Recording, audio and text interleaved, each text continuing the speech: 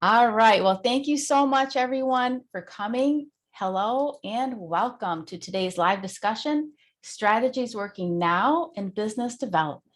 I'm Krista Moon, the president of Ascend Business Growth, a HubSpot partner agency for 11 years, focusing on inbound sales and marketing growth strategies. So I've been in sales myself for over 25 years and know firsthand that the hardest part of the whole entire process is getting meetings with the right process. I've done it all. I've been there, I've done it. And I know that if you don't get the meetings, you don't get any sales. That's the bottom line of it. And Caryn says that all the time as well.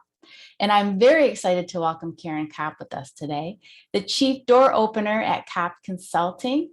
And her company's door opener service has helped thousands of business leaders and salespeople secure initial meetings with executives in almost every major company, including P&G, Pfizer, GE, Merck, Verizon, AT&T, Time Warner, and the list goes on.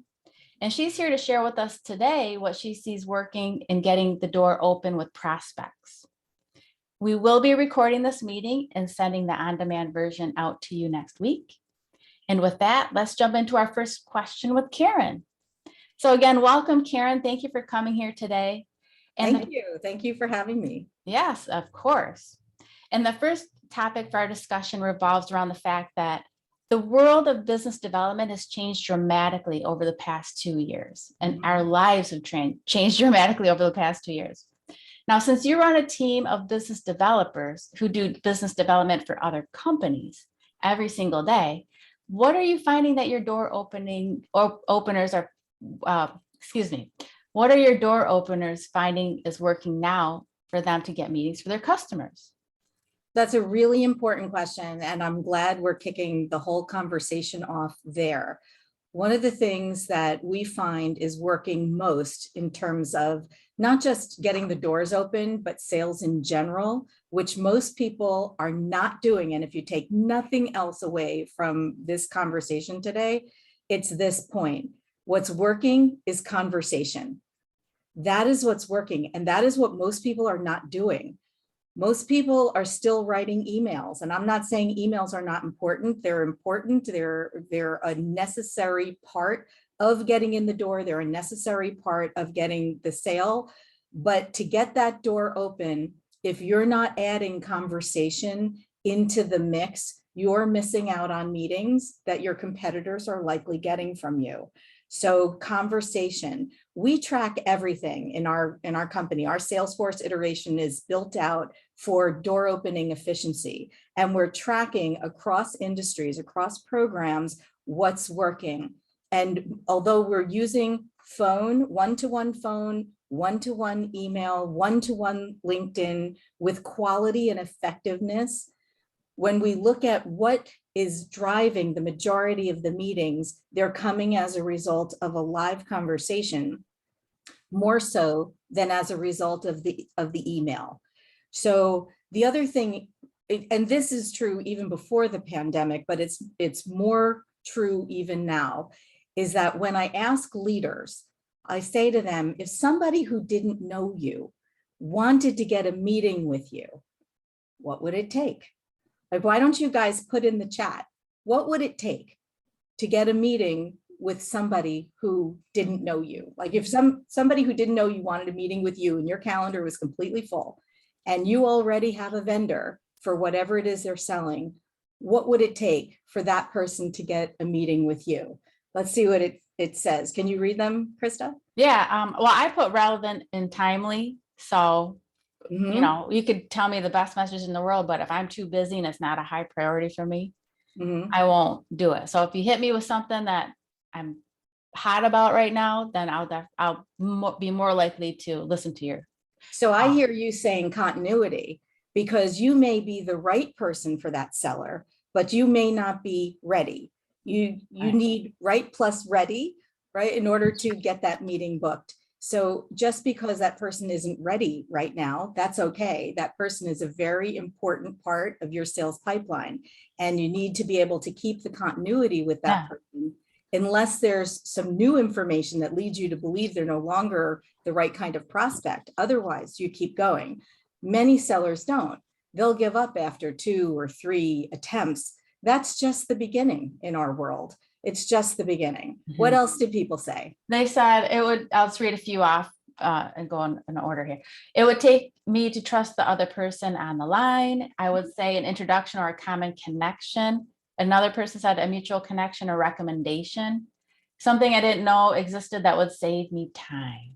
Right. So those things are important, and not everybody has a mutual connection or a recommendation, but you can still get that door open without it, as long as you do a few of the following things. You need to research the person who you're contacting. It's not always about a persona. A persona is really a marketing term if you think about it. In sales, it's a person.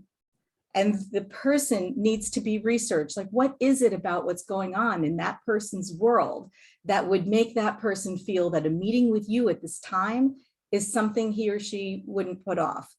A meeting with you is going to be the best decision that person makes all week. Well, first of all, you need to choose the right person to begin with. A lot of times people will get very big lists and they're all excited. Data can be really sexy. Oh, I got all these prospects, but maybe only 25% of them are exactly the right kinds of prospects. So taking a little bit of time to look at the folks that you're reaching out to make sure that they represent important win prospects to you, and also that they have something to gain by knowing you, and then doing your research on the individual to find out what is it that you can say to that person that would be so relevant and compelling that nothing is going to stand in that person's way of taking that meeting. And then articulating that, and not just once. So Krista, that goes to your point before. When they hear the message once, first of all, it has to be a good message. Language plus delivery equals outcome. What you say and how you say it determines the result. So it has to be a good message, whether you reach them live or you leave a voicemail, and then to follow up with that email to give them something of value. A week later, you can't say the exact same thing. So what are you going to say a week later that's going to deepen that relationship, even though you haven't yet spoken with them? So when I ask people, what would it take to get a meeting with you? These are all the kinds of things they say. Somebody would have to do their research on me. They would have to say something that was meant just for me, and to give me a reason why that meeting would be so important. Don't give up after the first couple of tries. I may not be ready to say yes, but don't send me that breakup note. Did you guys raise your hand if you ever got one of those breakup notes? If I don't hear from you in the next 3 days, I'm going to assume you're not interested. Bad assumption, bad assumption. So to keep going, to make sure that the people who need to meet you absolutely do at the end of the day. So when we think about all the things that it would take to get that meeting, then I ask, okay, well, what are you doing to get these meetings? And then people are not doing all the things that it would take in order to get a meeting with them. They're not doing it themselves to get the meetings with the prospects. So think about your prospects as humans, individuals. It's a person. This person goes to work every day. And it's not to take your call. They don't go there to take your call. They go there because they have hopes and dreams and desires. So how does what you do fit into that, so that they know that you're going to help make their lives better? And if you can articulate that in language that's relevant and compelling, you win and your competition loses. Most of your competition, and even though I don't know them, I can say this with a fair degree of certainty, is not doing it this way. They're not saying things that are relevant and compelling. They're saying things like, I would love to meet with you. Well, I know why they would love to meet with the prospect, but is irrelevant. The only thing that's relevant is why the prospect would love to meet with them. That's the only thing that matters. So anyway, a long answer to a short question. So to come back to our conversation, what you mean by conversation, I think, if to recap here, is taking these messages and what you were just saying, being poignant about what you're saying, and that it's relevant to the person. Like, you could go to my website and you can see that I have 2 people on my leadership team. So somebody might call me up and say, hey, I noticed you only have 2 people. Like, do you need more resources? And that is a pain point for me right now. So I'd perk up. Oh, yeah, I am looking for more resources. But the fact that they were on my website and saw and had a very personal thing to say to me, that will start the conversation. Right. And so that conversation will pique your interest and get you to say yes to a meeting because this is something that you're looking for, that it would make your life better. But conversation along the entire sales process. So if somebody says they need a proposal from you, instead of just zipping out a proposal, call them and ask some really important high gain questions as to what is it that they're looking for with regard to the proposal. If they had 3 proposals from 3 different vendors, how would they evaluate what they're looking for? So you can ask all of these high gain questions, and then of course, set a date and time to review the proposal with them, take them through it on screen so that instead of just sending it to them, there's a conversation around the proposal. So you can hear what their objections are as you're walking them through it. And then at the end of that, you can say, okay, I have 3 things I need to revise. I'm going to go ahead and do that. Let's set a date and time to review the final proposal. So there's always a conversation. One of the things that's changed these days is being able to reach people by cell phone. And many people before the pandemic would never use somebody's cell phone. And I would tell you in door opening, don't use somebody's cell phone before the pandemic. Now it's very commonplace for an executive to receive calls from people they don't know. They will pick it up because they're doing business at home.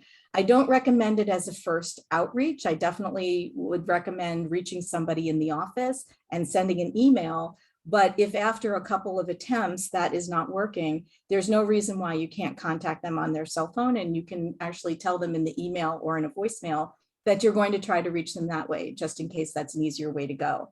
But then that cell phone, once you have somebody's cell phone and permission to use it, then you can contact them. You can text them and say, I have a question for you. Do you have 10 minutes for me at the end of today? And often if a full follow-up meeting is not the appropriate next step, a 10-minute check-in call will be fine with them. And all you need to do is ask for it. They may not give you a whole half hour, but they will likely give you 10 minutes at the end of the day. So conversation throughout the entire sales process is what's working now. If somebody has an objection, you need to hear what it is.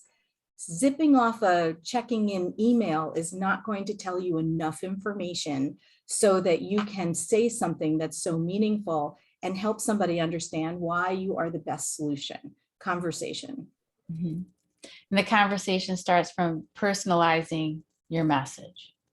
Exactly. To the person, not to the persona, to the person in sales. Yeah. When I do data work for our clients, because we do CRM management, we always ask, do you work on the company record or on the contact record?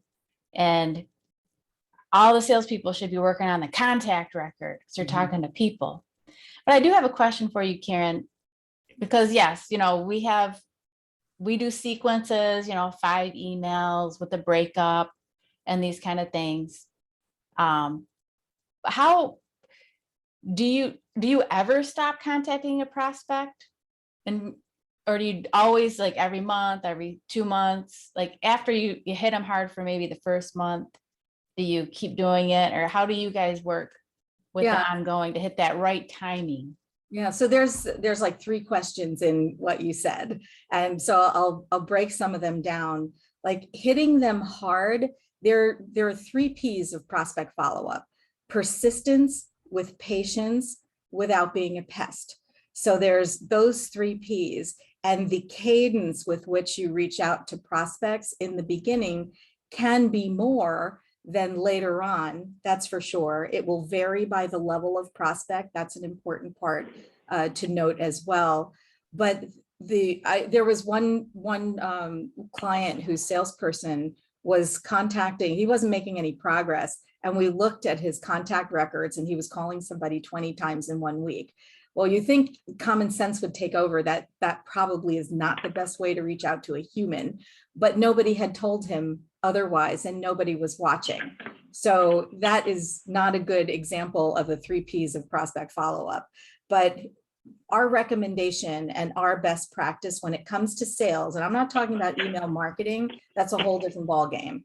I'm talking about sales, one-to-one, to get that first meeting and then to move that meeting forward. So what we like to do is to do much qualification before the prospect list is put together. So if you think about, if you guys remember Venn diagrams from 5th grade, right? So think about the ultimate Venn diagram. So it's not just about size of company, level of decision maker, industry, geography, and all the things that you would typically think would go into setting the prospect criteria. But then let's add some more. Like, what would create urgency for that prospect to want to meet with you sooner rather than later? Is there something going on in that prospect's industry? Some trend that's going on? Like right now, there's a lot of supply chain issues going on, and that may create urgency and something that you can talk about, whereas maybe 2 years ago, you wouldn't have been talking about that. If you're talking about it and it's meaningful to your prospect, then you win. And your competition, who's just sitting there saying, I'd love to meet with you, is not going to win because they didn't say anything that was incredibly meaningful. So that urgency factor, which prospects or groups of prospects would find you to be the obvious solution? As soon as they know that you exist, for whatever reason, they would never take a step without you. So that's another filter that we're looking for. And willingly pay. Not every one of your prospects is going to willingly pay what you want to charge for your services. So what would happen for the efficiency if you didn't talk to people who would never willingly pay for your services? Like with us, we do door opening at a very high level, executive level door opening. Well, some people think that that should cost, the same as a babysitter rate. And if that's the way they feel, we can talk to them about value all day long, but they're never going to become clients, right? What would happen for our sales efficiency if we only talk to those people who realize that if they want to get in at the executive level, they need a senior level business developer supporting them in order to do that and to be more successful and to communicate on brand. So those pieces of it are important. If we put the prospect list together the right way before we launch, and the sales messaging is a direct hit against the group or groups of prospects, and we have the right answers for objections, we have the right door opener doing the work, executing the right way, there's really no reason to ever send a breakup note, right, to somebody, because they should already be like 95% right. You might, maybe 5% got on there, I don't know, but if they should be 95% right, they may or may not be ready. And that's where the outreach and the quality of the outreach is so important. So certain things could cause you to feel later on that they're no longer good prospects. Yes, in that case, then you drop them. But otherwise, why on earth would you drop them? It's just a matter of time and their understanding in order for them to be right plus ready. I remember years ago, we were supporting a meeting planning company, opening up big pharma companies for them.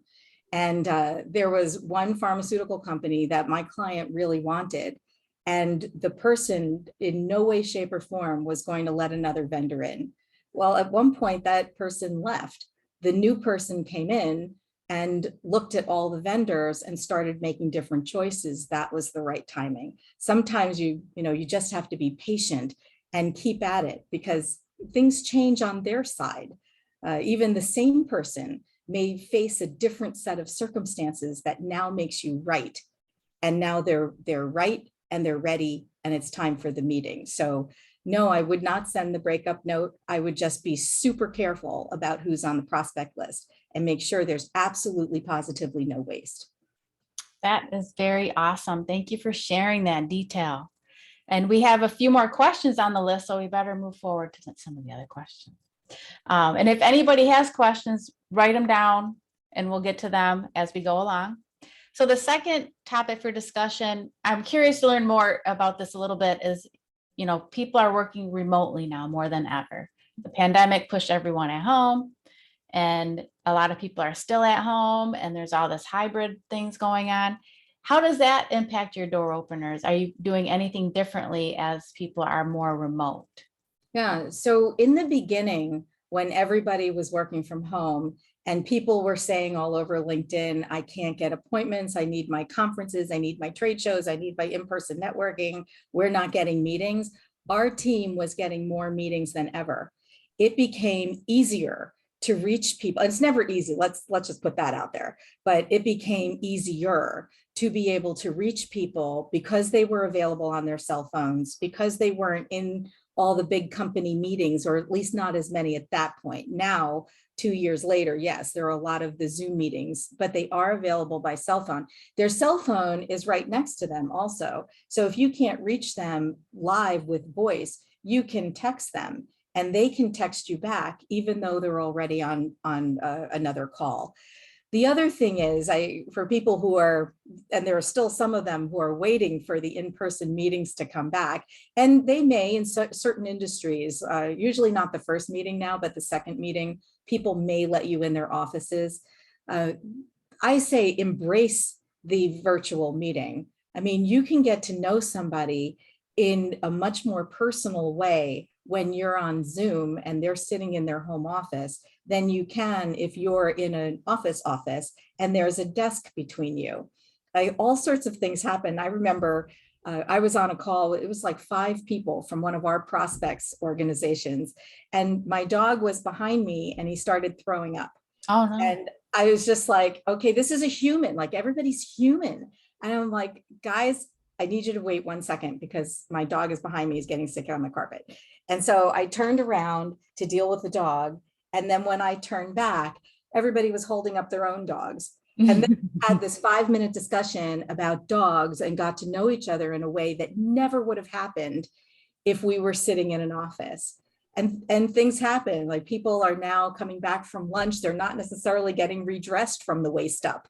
They're just coming in their ponytail. They're a little sweaty from the workout, and it's human. So I encourage everybody to embrace that because that's part of this, whether it's going to be hybrid or people who are now working exclusively remotely that don't ever plan to go back to the office, or the folks that are in the office. I think this is going to be the way of life. People realize now that this business can happen this way. Very large deals are going down without ever having sat in the same room or having a big dinner with someone. These things are still happening. So I encourage people to embrace that. Most people, when they enter a Zoom meeting, it is video on. People have crossed that bridge, but sometimes when I get on a prospect call for us and somebody doesn't have their video on, I'll say to them very lightly, hey, you coming on video with me? And they'll, oh, I'm not really video ready. And I'm like, yeah, me either. And then they'll come on with wet hair, and then you could still have a very personal discussion that way. And so I encourage as much as possible video on, and to just be human. There were a lot of terrible things that happened over the course of the pandemic, and in some cases still are. And there were some silver linings. I think the ability to communicate with people virtually and establish relationships and close big deals and open big doors is one of the silver linings that people have crossed that bridge now. I agree, Caryn, 100%, that you can develop personal relationships on video. I've been doing it for 11 years. I've had many clients. I've never met any of my clients basically in person. So I'm excited to have the whole world shifting into this realm because it saves our environment, it saves everything. But it's really cool that you find that it is working for your door openers, that it has actually improved their ability to get meetings with people and for sellers to close more deals. Yep. So thank you for that. But that leads us into our next question about conferences and trade shows, because many companies, like that, my brother-in-law works at a medical device company, and they will go to HIMSS every year. And that's where they got all their leads for the whole entire year. Like every lead that they would work for the whole year from this one conference. And so when these conferences and trade shows go offline, Now everybody's up in arms. What do I do? Oh my gosh, how am I going to fill my pipeline now? Yeah. Do you think that, we just talked about how video is becoming more acceptable and more, regular part of our world. Do you think that these trade shows and conferences are really going to lead to the same level of leads that they have in the past? I think that for the next couple of years, no, I don't. There are certain industries that have come back with trade shows. And I am hearing that from people. And there are other industries that they are not coming back the way they were, not yet anyway. The bigger issue I see across industries is that the executives now know that they can get the information they need in order to make their decisions without having to leave their offices. So my concern, once the trade shows do come back in certain industries, that the executives, that the sellers really need to meet in order to change the way people do business, if that's what they sell, that those folks are not going to be there, that they'll end up creating relationships with people below them and then still need to get to them. We suggest a top-down approach in our organization. It's much better to be able to start at the top and then navigate with the implied endorsement from the higher level person than it is to start with a lower level person who may have his or her own agenda and prevent you from getting to the person who really needs to make the decision.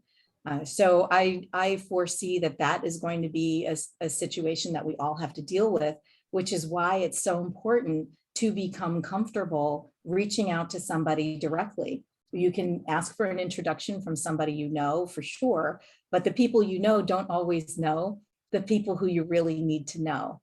That's one of the reasons why I always start with who needs to be on that list. Who is it? Because sometimes people will put prospects on their list because they know somebody who can introduce them rather than those people being the exact right people who are going to lead you to the jumps in your business that you really want. Don't limit yourself is my recommendation. Put on your list the people who, when they know that you exist, will meet with you, they will buy from you, and it will change your business. And if that means you need to get in the door with them by reaching out to them directly, there's no reason why you can't do that. That is such great advice, Caryn. I can see that it would be easy to start with, oh, I'm just going to call the lower level person because it's going to be easier to get a meeting. And all you're doing is wasting time. You're wasting their time and wasting your time. Right. And it will unnecessarily elongate your sales cycle because you still need to get to that higher level person. Mm-hmm. Well, thank you very much for that. So we need to be prepared for, some industries, a shift from getting leads from trade shows to this direct messaging in these conversations. Mm-hmm. And we do have a question that I'm going to ask from our guests before I jump to the next couple questions. And it kind of goes back to what we were talking about. How do you research someone without knowing them and without goofing up? So I think what this person is asking, I'm sorry, I don't know how to say your name. I'm not even going to try. Mr. P. I don't know. So I think the question is, it's scary to reach out to someone, a business leader, an executive that you want to meet with that could really bring a big deal to you. And you're going to try to call them, you're going to try to send them an email, mm-hmm. and you don't want to annoy them or make them mad or just be a pest like you were saying. So it's very scary. So how do we get over that fear of goofing up? Right. So there's two parts of that. One is if you already know who the individual is that you're going to reach out to. And the other one is if you don't know who that individual is, who you need to reach out to. So if you don't know who the individuals are to reach out to, then you're going to want to start that Venn diagram that I was talking about with all the different filters of who would find you to be an obvious solution, who would willingly pay what you want to charge for your products and services, who would feel urgency around taking that meeting and moving through your sales process. So when you think about prospects like that, you can create these filters. And I'll give you some examples because that might be super helpful. I'm just trying to think of which one I want to give you. So we were representing an environmental consulting company.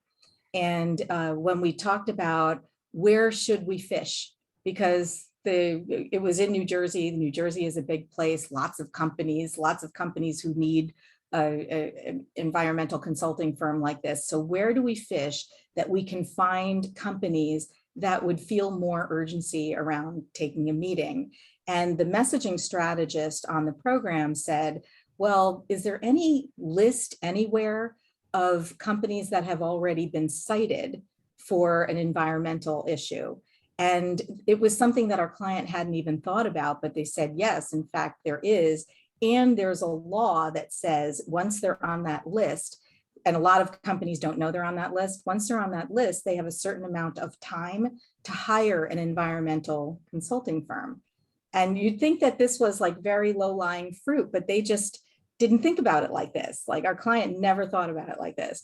And so there was the whole list of companies that had been cited, and then they may or may not have an environmental consulting firm already. So that became the list to reach out to. And the messaging was a slam dunk against that. Have you already selected one? And then of course we could go down the path of how's it going. But if they hadn't, then we needed to educate them on the fact that they only had a certain amount of time to choose one. They may not be aware of that. So let's get a meeting on the calendar. So that is very different than just contacting a bunch of manufacturers and saying, we're an environmental consulting company, would you like to have a meeting? Two very different ball games there. Another example, I'm going to pick on the meeting planning industry for today. I don't know why, but there was at one point we were contacting the folks in the pharmaceutical companies. And look, there are a lot of meeting planning companies in this world, and many of them do a good job, and many of them work with a lot of big companies. So why does this one company have the ability to get in the door? So we started looking at the kinds of decision makers who were the initiators of change that they had worked with in the past. And not the ones they didn't want, but the ones they wanted more of. And then we started looking across, what is it that these people have in common? And so one of the things that we found is that every one of these people who had brought this company in had won awards within their companies. So we drew the conclusion that these folks were looking for recognition. And so when we did our prospect list, we added a filter of decision makers within certain size pharmaceutical companies and all the other things, the geography and all of that. And then we added the filter of which one of those people have, or which ones have won awards.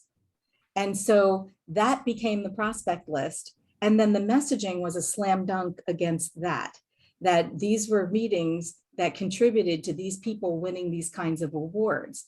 Well, when you have a prospect list like that and they want awards, you could see it on their LinkedIn profile. It's very easy to search by that. Then you can say something that's meaningful to that individual and get that meeting. So I can go on and on with those kinds of examples, but I think that would give some background. So that's how to get them on the list. Then when you're calling the individual, so you have your messaging, this is the way we do it. You have your messaging. Now it's time to contact an individual. What do you do? So let's bring up the award example. So you would go to that person's LinkedIn profile and look at whether this person has won awards, what kinds of awards were they, or was it an industry award, was it a company award? And then you can Google that person and you'll find out, you can name plus awards, and then that will come out on Google. And you might be able to see them with their picture and different things like that. So the first thing is identify what the filters are to take a wide world of prospects and make it into a narrow world of prospects. And then you have your messaging, and then it's the research, the one-on-one research. The individual, the company, it could be the industry, and what's going on there that would make that person more likely to say yes to a meeting now. which might be different than the next person who's on the list. I'm going to add on to this a little bit. And I love what you're saying. Start with your hitting the right people. And from my perspective as an inbound marketer and a sales enablement CRM kind of data freak, just so you know, I use LinkedIn for most of my list development, at least from a high level, those high level demographics. Yeah. So that's really easy to pull lists off LinkedIn, but based on many different criteria. But then you have to do a little bit more work to get to the points that Caryn's talking about, the little details that are going to make them want to meet with you. LinkedIn list isn't going to tell you that. So that is really, I just want to make sure to know about that. And I just, before we jump on to the last two questions, or there's three, we have a bonus question. How long does it take, Caryn, for you and your teams to set up like the process? So, I don't know what to do. I got to start. I got to have a list. I got to have the messaging. I got to get this all planned out. Because, sales managers are like, you need to call, get on the phones, do everything you can. And you're like, well, I don't even know who to call yet. I don't even know what to say yet. And then you don't do anything for a month because you're trying to figure it out. And then you're getting hammered because you're not making the calls. So what do you say about the prep time? Well, there's a lot of ready, fire, aim going on out there as opposed to ready, aim, fire. And when you need to do ready, aim, fire, which I highly recommend because your whole sales process will be much more efficient. In fact, if you have a lot of prospects that are stalling after the first meeting, like the second meeting, third meeting, after the proposal, if you have a lot of that going on, there's a chance that the offender is target, that it was never the right target to begin with. So that target is so incredibly important. And so Krista, ask your question again, because I just got off on a tangent. Oh, sure. How long does it take to build up that ready stage? Okay. So from the beginning, like when we start the door opener service for a client of ours, it's 2 weeks. And in the third week, we launch. In that first 2 weeks, there are 2-hour calls with a messaging strategist where you're diving into that Venn diagram. What are all the filters? From there, we have our research department create the prospect list using ZoomInfo or LinkedIn Sales Navigator, sometimes, pharmaceutical marketers directory, depending on what it is we're looking for, we'll choose the right solution.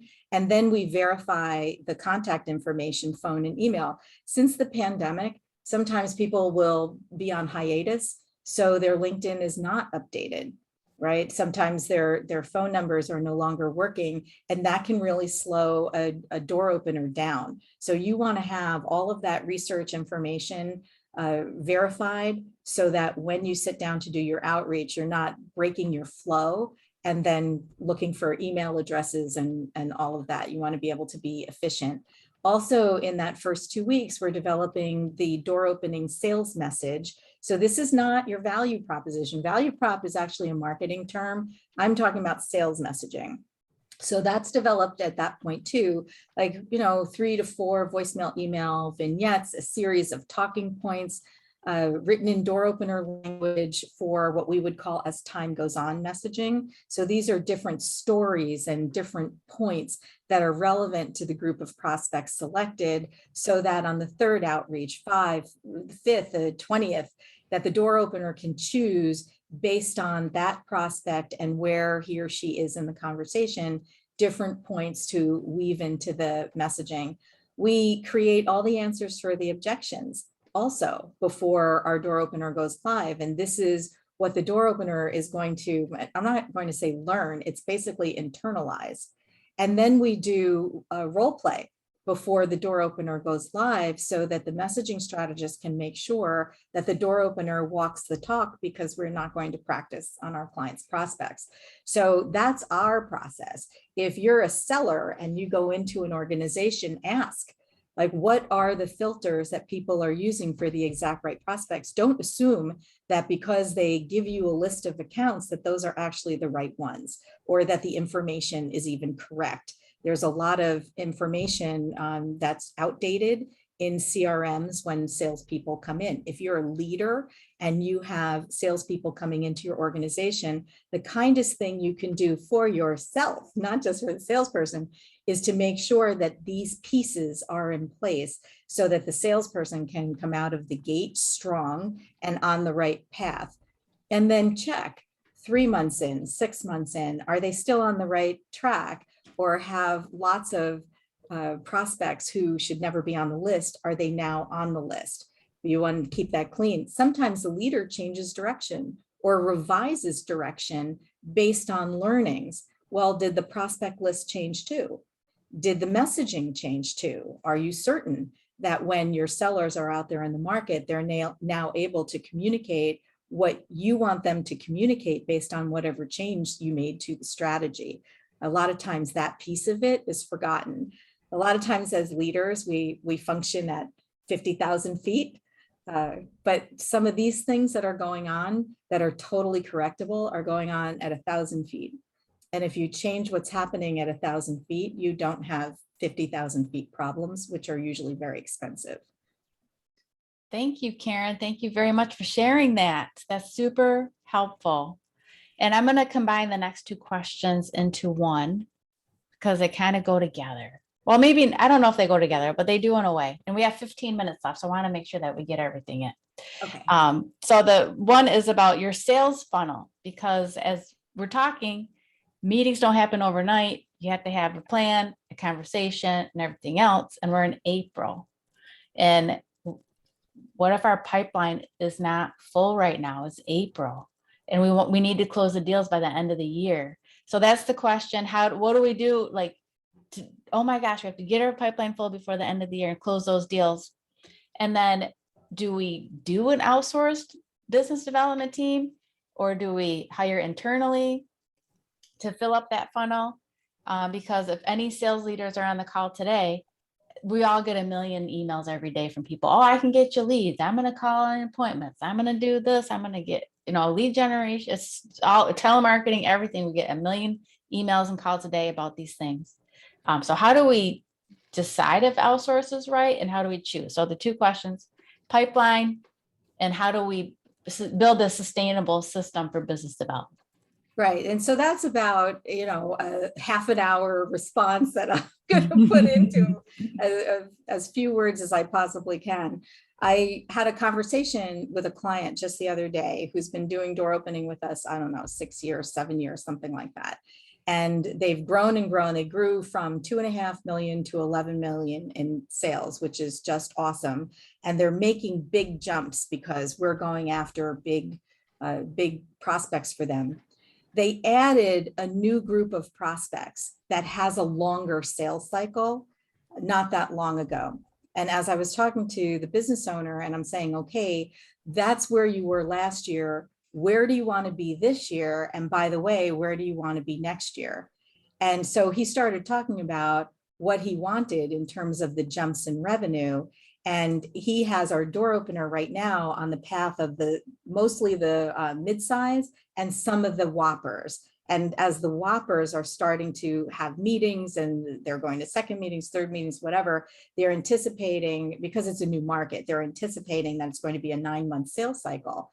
So I had said to him, do you want to focus more on the bigger ones, or add hours so that you could focus more on the bigger ones while you're keeping the mid-sized ones in rotation? He's like, well, we'll talk about the big ones at the end of the year. But then when he told me that his plans for next year were really big growth, I said, well, if you want really big growth and it's a 9-month sales cycle and you want the big growth to happen next year, we need to put those in rotation now. If we have this conversation at the end of the year, then you'll be closing them at the end of next year into the beginning of the following year. So anticipating, what is your sales cycle? And it's really important to be, I guess, really honest with yourself, not the one that landed in your lap and it was like a 15-day sales cycle, but what is your true sales cycle from the time of first meeting to the time the first money comes in-house? What is your true sales cycle? And it will change whether it's a referral or it's somebody you reach out to directly. And that doesn't mean that you shouldn't reach out to someone directly, because that may be a better sale for you, a higher profit sale, even than the referral, but the referral may be a shorter sales cycle. So be really clear with yourself. So let's say, to answer Krista's question directly, you had a certain sales goal for yourself and you're not on track to meet that based on your sales cycle for this year. Well, if your sales cycle can close within this year, and then you start looking at a function of time. How much time do you or the people on your staff have to go out there and look for new prospects and get those meetings for you? Because if you don't have the time to get the meetings, then the meetings just aren't going to happen. Then your numbers aren't realistic for this year. So you're going to have to either think about revising your numbers, or think about going after a different target with a shorter sales cycle, or get help. So help can come in the form of many different forms. It can come from people who are already on your team, but you may need to rejigger where they're spending their time and not have them spend their time on non-revenue generating activities. There's an article on my site about that. Revenue generating activities versus non-revenue generating activities. So you may need to reduce the time they're spending on N for non-revenue generating in favor of R, revenue generating. So they have the ability to spend more time against the right set of prospects to get a greater number in rotation. But that's not always realistic for every single business that's out there. There's a lot of business out there where the salespeople, once they close something, they're also servicing. So the more proficient they are at meeting new prospects and getting them closed, actually the less time they have to keep the top of the funnel full. And keeping the top of the funnel full is the key to growth and to health, especially if you experience attrition during the year. If there's a life cycle that's finite, you're going to experience attrition. What are you doing to keep the top of the funnel full? And that's where outsourcing can be an option for you. But outsourcing can be done right. It could be done wrong.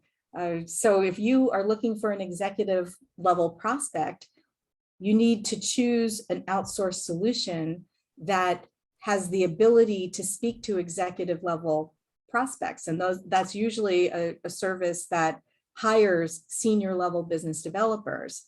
A lot of times I see a mismatch when people hit my doorstep. They may have had an experience where they hired an outsourced solution that hired low-level salespeople like SDRs, and they expected them to get meetings with CFOs of, Pepsi. Well, that's a real mismatch, right? It's going to be very hard for that person to hold his own in a conversation with an executive. So think about, what is the level of the prospects that you're trying to get in to see? And if you are going to choose an outsourced solution, make sure there's a match between the people you need to get in to see and the people who are doing the work on your behalf, who have the ability to speak with them and share something of such value that those prospects will say yes to the meetings. And of course, to be on brand with the way you want to be represented out there. Mm-hmm. There's probably something to also the fact of looking at your numbers. And when it comes to lead generation and appointment setting, if it sounds too good to be true, it probably is. Mm-hmm. But I know that, you need to look at how much is your sale and how much can you afford to get that sale, to spend to get the sale. That's right. So if you have a small sale of $500, you're not going to hire a super expensive person to come and do door opening. But if you're going to have a $50,000 or $500,000 sale, then you absolutely need to have someone higher level that can and then hold those conversations, not an entry level business developer that doesn't have the experience to have those business conversations.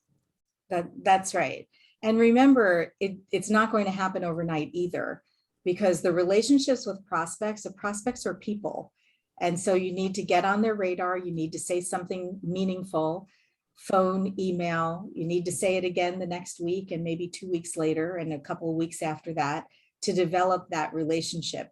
If your pipeline is empty, it's not going to get full overnight. So my point there is, don't wait. Whether it's you doing it or somebody internally or an outsourced solution, This problem is not going to solve itself overnight. So if you wait, if you say, oh, I got 3 more things that I really have to get behind me before I start focusing on my pipeline, that just means that you're 3 months further away from having your pipeline being filled. So it's a personal choice. It's a strategic choice for your business, but it's really important because it will affect your numbers, not just this year, but next year too. Yeah, that's some tough love, get going. You can't be waiting on your pipeline. I know that many business leaders, and I'm one of them, I'm guilty of that. So we're at 1:52. We have 8 more minutes and we have one bonus question. And that is about metrics for sales. You've been learning some new things about this, I think, that you wanted to share with everybody. Yes. So there are some new metrics that we're recommending our clients watch, and all of you can watch them too, with regard to sales and sales efficiency.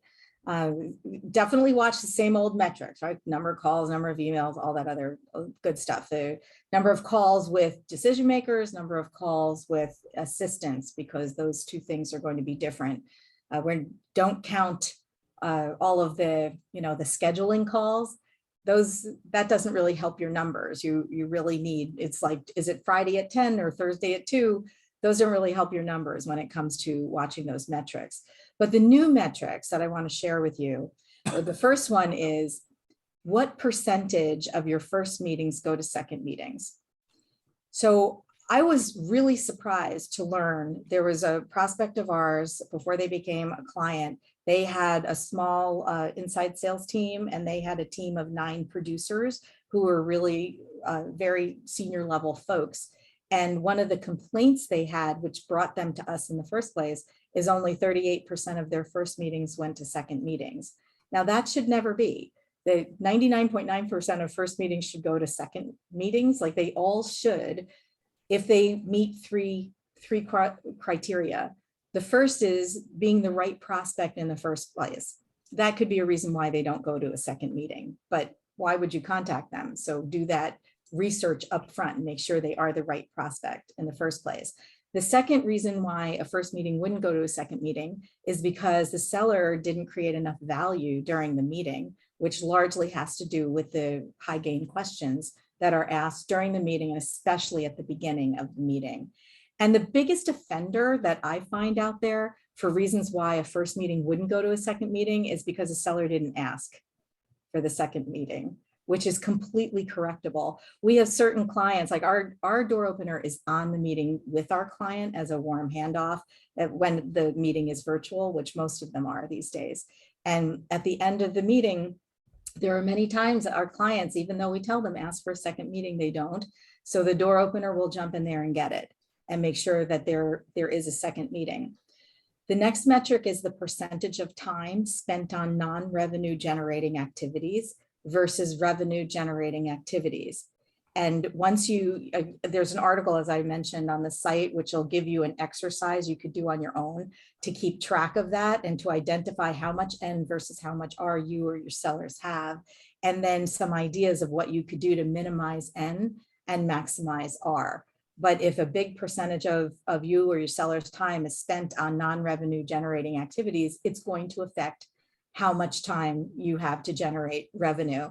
I'm teaching a class next Friday, and they all answered how much time they're spending on business development. And I wasn't surprised, but I was sad to see that there were several people who said 1 hour a week, 3 hours a week. I can tell you it's not enough. That's not enough. So what can you do to get the N off your plate so that you can spend more time on R? I think those are probably 2 of the most important ones to share. I have a whole list of those. If somebody wants them, they can, I'm going to put my contact information here. Link in with me. Don't forget to do that if you're not already. And you can write through the site if you want the list of the new metrics for sales. I'm happy to send that to you as well. Caryn, this has been a power punch hour. I don't know how everyone else feels, but I've learned some things and got some new insights, and I really appreciate it.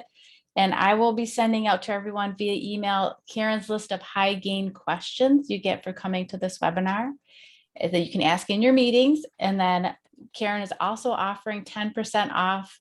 If anyone wanted to sign up or learn more about her service, she has a little discount she can offer you for new coming on. clients. Yep. For new clients.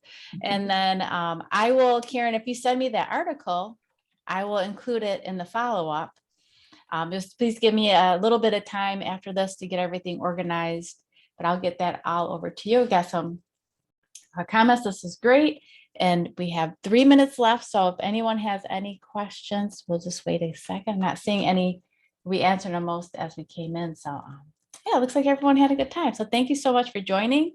And we'll see you at the next webinar. And just I'm going to put a little plug in for myself. I'm doing a webinar next week with Anita Nielsen. She's another sales guru that focuses on psychology in sales and really how to get deeper into the mind of your prospect, which will help with what Caryn was talking about regarding the conversation. Because if you can learn more about how they think and they feel and how you can use that psychology in the conversation, you'll have better messaging. So if you're available, I'll send a link out for that as well. You can sign up for that.